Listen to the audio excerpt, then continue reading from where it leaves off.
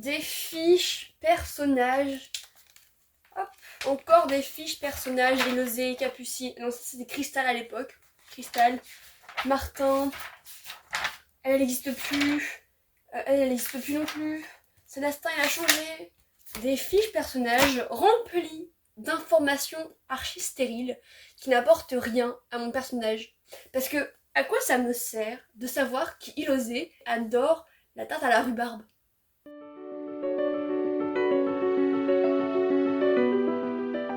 Bonjour à toutes et à tous et bienvenue sur Radio Sorcière. Avant de commencer cette vidéo, petit disclaimer, je ne suis pas du tout une experte en écriture, j'ai aucune formation littéraire et tout ce que je vais vous dire là c'est juste le fruit de mes 10 ans d'expérience en écriture parce que j'ai commencé quand j'avais 10 ans et j'ai fait plein d'erreurs en écriture en commençant et c'est normal et surtout avec les personnages et j'ai appris maintenant à créer des personnages qui ont de la profondeur auxquels les lecteurs peuvent s'attacher. Cette vidéo elle s'adresse à ceux qui commencent en écriture, qui savent pas vraiment par où prendre leur personnage ou à ceux même qui ont commencé depuis longtemps l'écriture et qui juste ont envie de faire ce brainstorming avec moi parce que on va faire une sorte de brainstorming de création de personnages et donc je vous invite à prendre des feuilles avec vous, moi j'en ai pris 4. On va se concentrer sur les personnages de TPLM parce que le Camp Nano commence dans 4 jours et que mes personnages ils sont... Avant de commencer vraiment le brainstorming, on va juste faire un point sur un personnage, qu'est-ce que c'est quoi son rôle. Un personnage, qu'est-ce que c'est? Je pense que c'est assez évident, c'est ces choses qui sont personnifiées, ces humains qui existent, ou ces monstres, ou tout ce qui est vivant dans un livre et qui permet de donner vie à l'histoire, de raconter l'histoire, de plonger le lecteur dans l'histoire. Et d'ailleurs ça c'est le rôle du personnage, de donner vie à l'histoire. C'est aussi à travers les personnages que le lecteur peut s'identifier, donc c'est important de le rendre humain, de le rendre réaliste pour renforcer cette identification et permettre à votre lecteur de se plonger à fond dans votre histoire. Et le dernier rôle d'un personnage, et c'est celui-là que moi j'aime beaucoup, c'est le message et les idées. Un personnage, il a ses propres idées, ses propres idéologies, ses propres messages à transmettre, et c'est à travers ces personnages que vous allez transmettre des messages et des idées. Moi c'est vraiment un truc que j'adore, les messages des personnages. Et d'ailleurs j'ai un peu de mal à capter Ilosée parce que elle me ressemble trop, je sais pas quel message elle veut transmettre. Vous l'aurez compris, dans cette vidéo, pas de fiches personnages aux informations stériles. Si vous aimez faire ça, faites-le. Et vous allez me dire, mais qu'est-ce qu'on met comme information si on met pas la couleur de ses cheveux, la couleur de ses yeux, qu'il aime manger à midi, à quelle heure il se lève? Qu'est-ce qu'on met à la place de tout ça? Je vous assure que c'est beaucoup plus intéressant ce que j'ai à vous dire que ces fiches personnages pas très utiles. Et on va commencer tout de suite avec le brainstorming. J'ai plusieurs points quand même comme une fiche personnage auxquels on va réfléchir. Et à chaque fois j'ai une petite question pour vous permettre et aussi me permettre de réfléchir sur ce point-là. Donc je peux prendre un stylo aussi. Si vous avez des feuilles, pensez à prendre un stylo, c'est utile. Et aussi on est en été donc pensez à vous hydrater. Les points ça va être le désir, la motivation, le besoin, la cause du manque de ce besoin, la faiblesse et aussi quelques éléments physiques qui le caractérisent. Et après moi j'ai des petits bonus à la fin. Vous allez voir aussi que les points là, désir, motivation, besoin, cause du besoin, surtout ceux-là, ils sont très liés ensemble.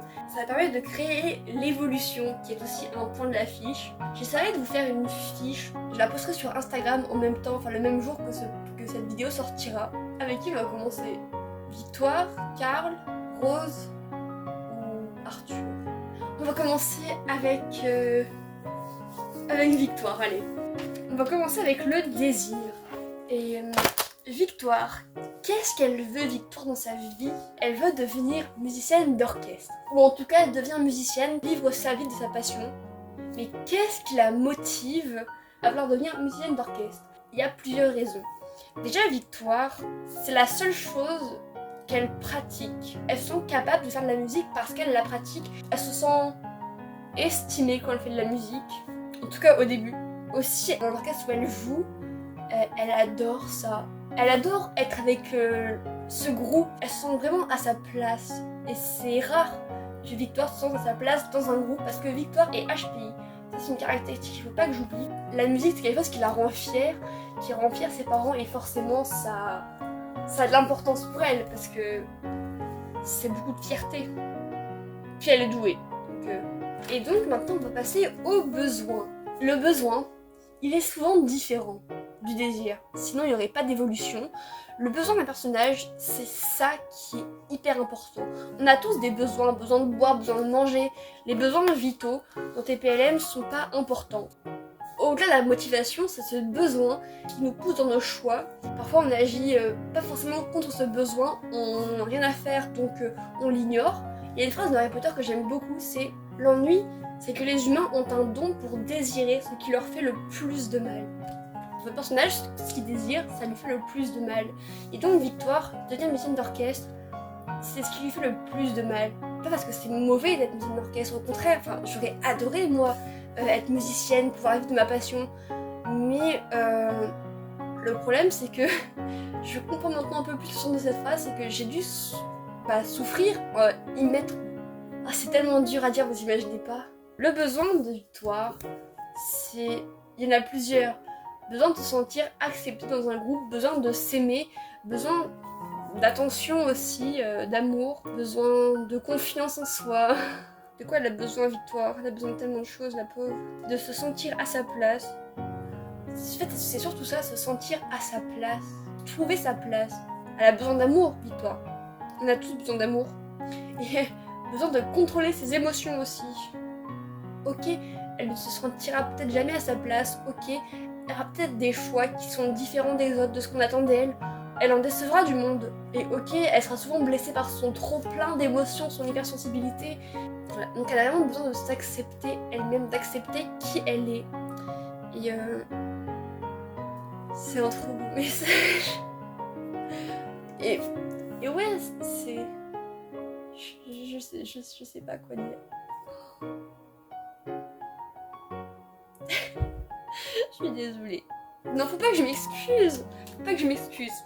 En fait, c'est que là, je viens de débloquer une clé. Genre, de trouver quelque... Ok. On va passer à la chose suivante, d'accord? Pourquoi La case suivante, c'est la cause. La cause, c'est la cause du besoin. Pourquoi est-ce qu'elle manque de ce besoin? Pourquoi est-ce qu'elle doit s'accepter elle-même? Déjà, je vous l'ai dit, elle est HPI, donc forcément, être 0,2% de la communauté, c'est pas... Ça englobe plein de choses, du coup ça englobe l'hypersensibilité, qui... ouais, c'est dur de s'intégrer. Et voilà, aussi ce fait d'être HPI, de se sentir seul, même si t'es avec du monde, c'est comme si vous étiez sur une fréquence de radio différente et que vous n'arrivez pas à vous connecter à la même radio. Quand je dis elle est HPI, c'est vraiment pour rassembler plein de choses autour qui n'ont pas forcément rapport avec l'HPI pour d'autres personnes.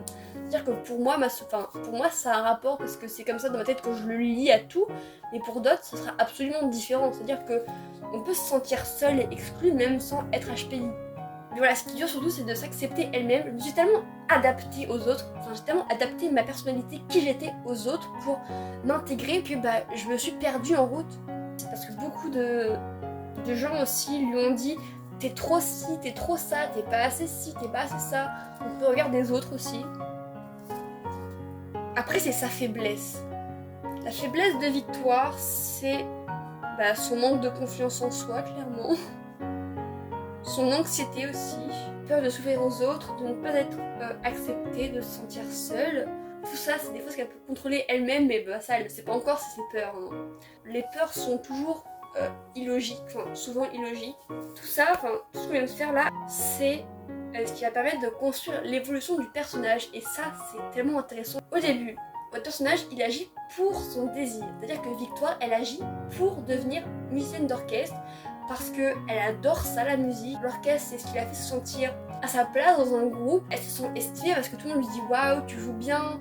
Et aussi, c'est toujours agréable de recevoir des compliments quand tu fais un solo après un concert. Et donc, au début, voilà, Victoire, elle va faire ça. Sauf qu'à un moment donné, il y a pas un plot twist, si on peut appeler ça un plot twist, je pense, un moment, un nœud d'histoire, où la motivation du personnage n'a plus de sens. Et là, pour Victoire, ça va être...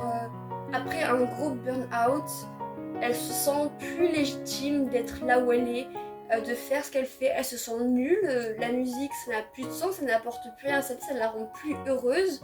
Et là donc là, paf, on passe du désir au besoin, ses motivations n'ont plus de sens, donc on passe au besoin. Elle va agir pour ses besoins maintenant. Son besoin donc c'est de s'accepter elle-même. Le besoin de Victoire il vient vraiment à la fin. Je peux pas vous dire comment ça se résout parce que ça ce serait un spoil. Il y a aussi des trucs auxquels j'aime penser quand j'écris quand je crée un personnage, c'est déjà j'aime bien faire un esthétique du personnage.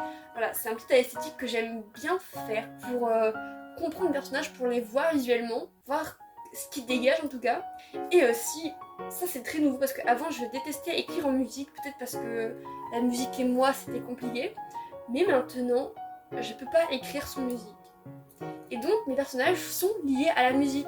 Et pour Victoire, il y a plusieurs chansons. Il y a Mauvais rêve de Oshi, qui parle d'une enfant précoce.